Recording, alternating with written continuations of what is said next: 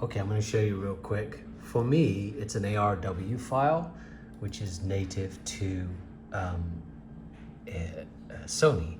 So here's the picture, similar to what you're used to, but as an ARW, prior to opening it, you see here, it has lightness options. So you can now work on your exposure. Here's your exposure, obviously.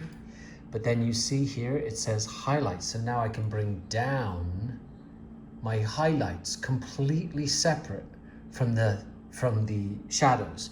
So let's say I want to enhance down here. You can see that right here you have shadows, and watch, look, this will bring up my shadows, but not, oh sorry, that's white. This will bring up my shadows. See, look at the bottom of that. It's almost viewable, but it hasn't affected my whites. My whites are still exactly the same. And the same here, there's a black, and the blacks, watch the blacks. See, look, the blacks, I can move up and down independently. So look how the box stays the same color on top. The white hasn't adjusted. So now you see here that box is looking a little bit, watch this. So this is the normal. See how it's all blown out, but I can actually pull it back. Look at that and get all that detail back in. Look, I can go even further. Watch, there's my whites. So if I go up, there's my whites blown out, and there it is backwards, but separate from my shadows.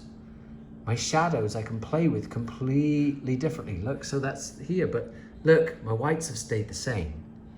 And then also on here, you get to do detailing, so you can add in detail, but also you can do a lens blur. Now watch this lens blur. It takes a second for it to kick in, but watch, see here, it basically records your depths of field. So you can actually choose, so watch in the background here, that's further back. So watch, you can do your blur amount. Look how far, look, see, it's blurred it, but the front is in focus.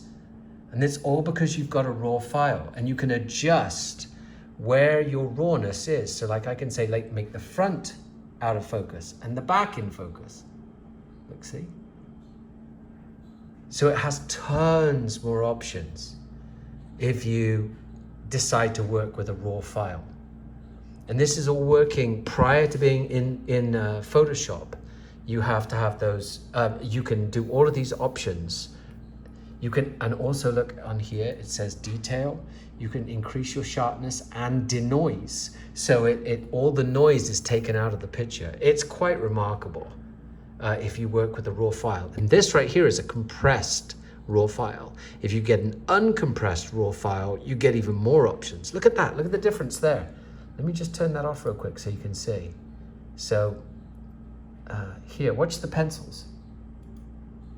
Look, on and off. It's crazy because it's actually using the LiDAR and it's detecting the depth.